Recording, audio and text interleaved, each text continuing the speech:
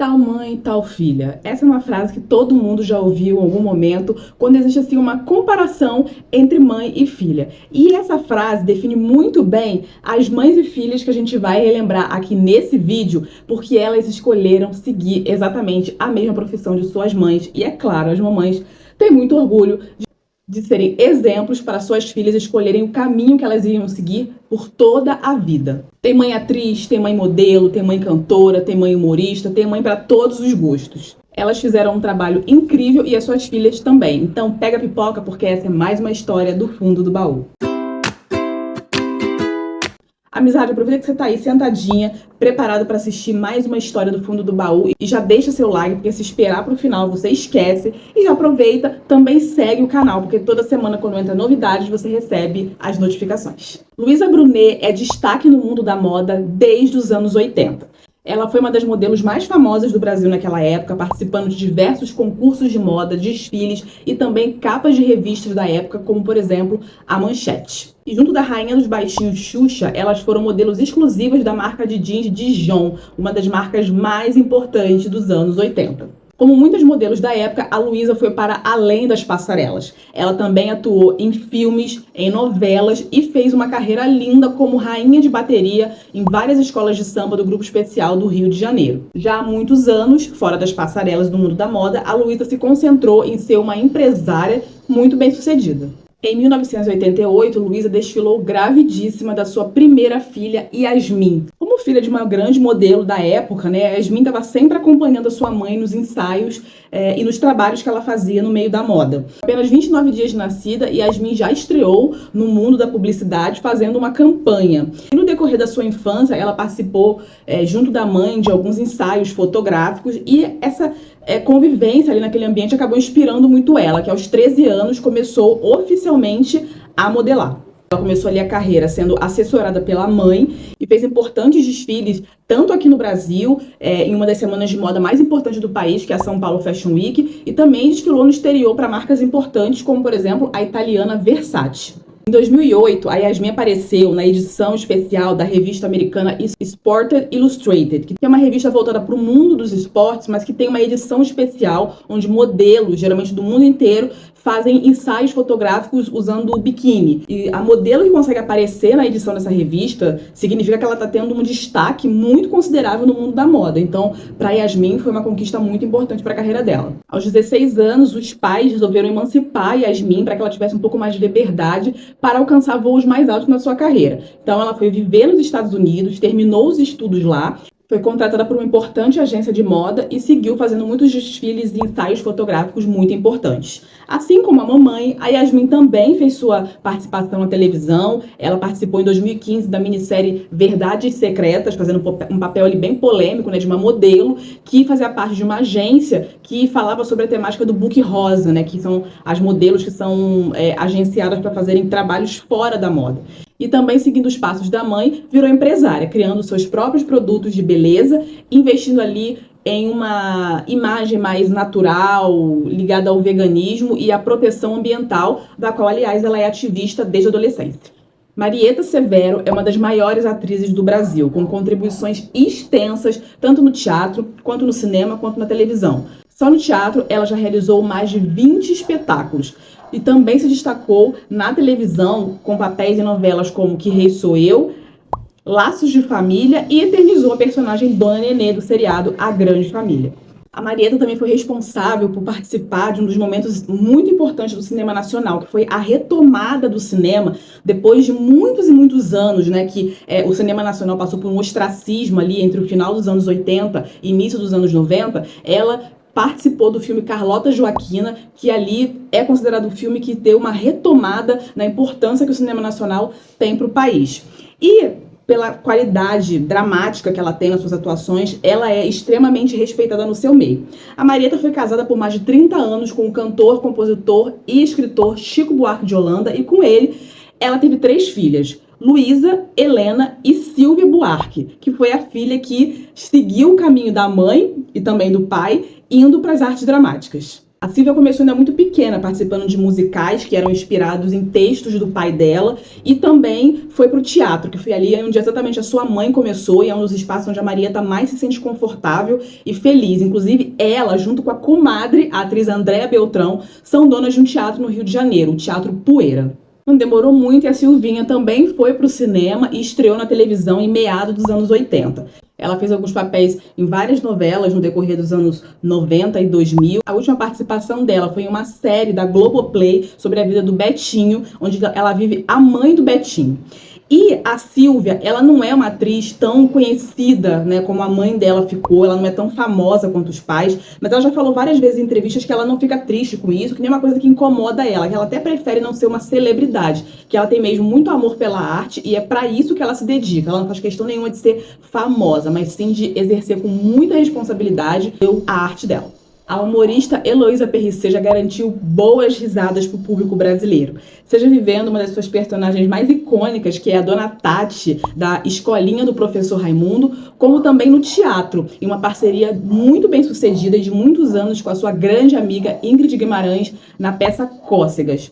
A Heloísa foi casada durante alguns anos com um outro humorista também muito conhecido, o Lug de Paula, que vivia o seu boneco da Escolinha do Professor Raimundo. Ele é filho do Chico Anísio, criador da Escolinha. Da relação dos dois nasceu a Luísa Perricet, que, assim como os pais, herdou o bom humor no DNA e tem se dedicado muito a peças de teatro, algumas voltadas para o universo do humor, e também fez parte do elenco do humorístico Zorra Total. Luísa também participou, junto com a mãe, quando ela ainda era pequenininha, do seriado sobre a vida da Dercy Gonçalves. A Heloísa Perricet interpretou a Dercy nesse seriado e a Luísa, filha dela, fez uma participação fazendo a Dercy ainda pequenininha. Bom, a cantora Zizi Posse é uma das vozes mais lindas da MPB brasileira.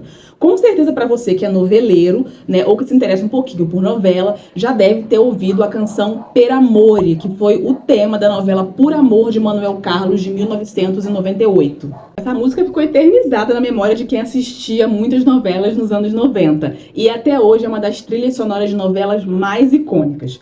A Zizi começou a sua carreira como cantora ainda no final dos anos 70. Ela trabalhava como tradutora de textos do italiano para o português, já que ela é descendente de italiano, ela fala muito bem o italiano. E ela sempre teve uma voz incrível. Ela morava numa casa com outras 7 mulheres e no mesmo prédio que ela morava, também morava o produtor famoso Roberto Menescal. Um dia ele colocou um papelzinho embaixo da porta da casa onde a Zizi morava, convidando aquela voz incrível para fazer um teste. Ele, logo em seguida, assina um contrato com a Zizi, na gravadora dele na época, a Philips, e ela grava o seu primeiro CD já no ano de 1978. Nos anos 80, a Zizi segue fazendo muito sucesso, gravando trilhas sonoras para novelas e também para peças de teatro. E em 1982, ela grava um CD, e nesse CD tem uma gravação que se tornou icônica, que é da música Asa Morena, uma das mais famosas da MPB. No finalzinho dos anos 90, uma linda voz começa a ser conhecida do público. A voz pertence a uma menina chamada Luísa. Ela começou a se destacar quando ela fez a participação num show de abertura do Jota Quest, cantando uma das canções do grupo. Logo em seguida, a Luísa acabou sendo apresentada para o público quando a mãe dela, a Zizi, lançou um CD onde havia um dueto que ela cantava com a Luísa. Em 2001, a Luísa assina um contrato com a gravadora de seu pai e lança o primeiro disco intitulado Eu Sou Assim. Estourou nas rádios brasileiras na época. E a Luísa passou a fazer parte de um grupo seleto de jovens que estavam se destacando naquele momento no movimento pop brasileiro, que incluía ali Vanessa Camargo, Sandy Júnior, KLB, SNZ, Kelly Key e muitos outros. Bom, Regina Duarte dispensa comentários quando o assunto é falar de atrizes que fizeram a história da teledramaturgia brasileira. Já em 1965, Regina já estava trabalhando, estreando na televisão e nos anos 70 ela estourou de vez.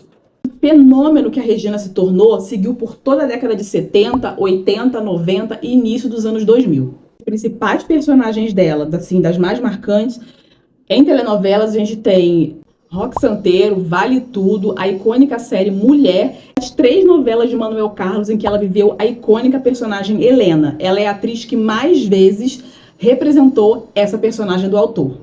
Bom, o sucesso da Regina e a paixão que o público brasileiro tinha por ela era tanto que ela foi apelidada de a namoradinha do Brasil. Isso muito em função dela quase sempre viver personagens que eram as mocinhas, que eram muito sofredoras, que passavam por todo um perrengue a novela inteira para só no final ser feliz para sempre com seu grande amor. Bom, e com uma mãe dessas, com um currículo tremendo como esse, Gabriela Duarte poderia ficar bastante preocupada e encarar o mundo das artes, porque ela com certeza sabia o peso que era ser filha da Regina Duarte e o quanto de comparações e cobranças ela ia passar. Mas não foi uma questão para Gabriela. Ela seguiu firme, na paixão pela arte também. Em 1989, estreou na TV Bandeirantes, na minissérie Colônia Cecília, e logo em seguida ela foi para Globo e trabalhou na novela Top Model. De lá para cá, ela fez vários personagens, incluindo 2 parcerias com a mãe. Uma na minissérie Chiquinha Gonzaga e outra na novela Por Amor, que elas viviam mãe e filha, daquela história icônica onde a mãe, Helena, troca o seu filho pelo da filha que nasce morto. Se já é uma grande responsa ser filha da Regina Duarte, a namoradinha do Brasil, imagina então você ser filha de Elis Regina, que é considerada a maior cantora de todos os tempos do Brasil. Tinha uma voz deslumbrante, uma presença de palco sem igual. Ninguém fazia igual a ela. E ela foi uma das primeiras grandes cantoras a despontar nos festivais de músicas que eram muito famosos nos anos 60 e 70 no Brasil.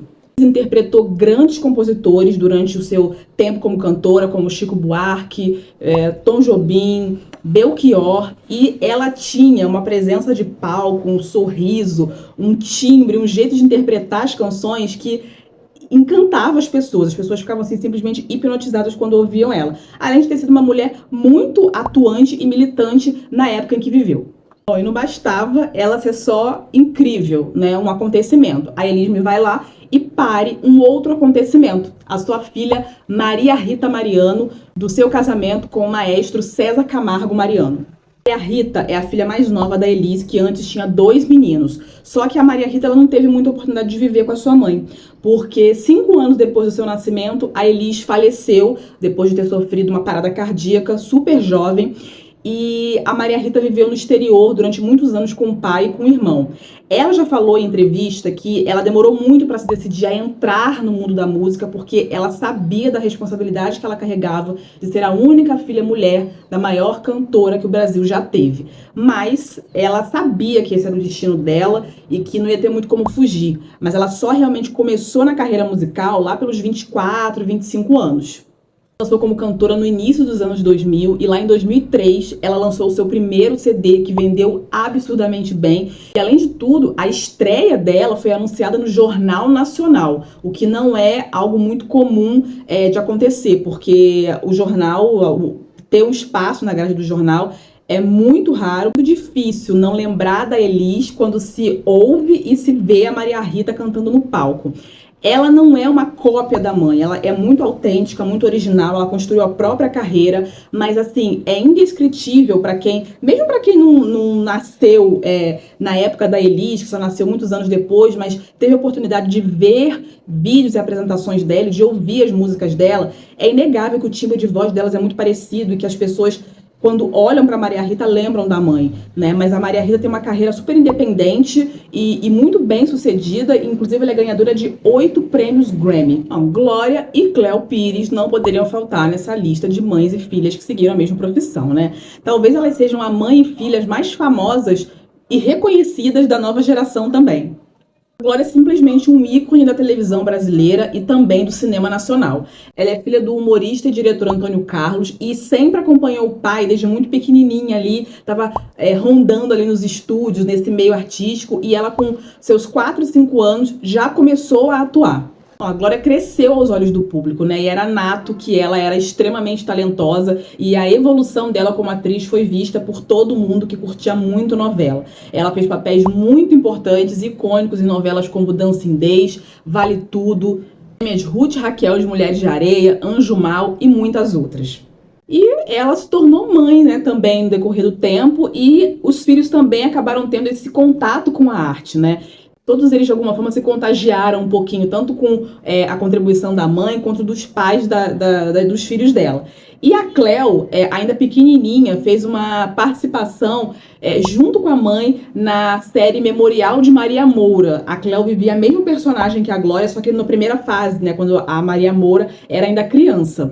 Depois, a Cléo se resguardou um pouco. Ela sempre disse que ela tinha um pouco de receio de entrar nesse meio, um pouco parecido com a Maria Rita também, porque ela tinha tinha muita preocupação pela responsabilidade que ela carregava de ser filha não só da Glória Pires, como do Fábio Júnior também, que era um cantor e ator muito famoso.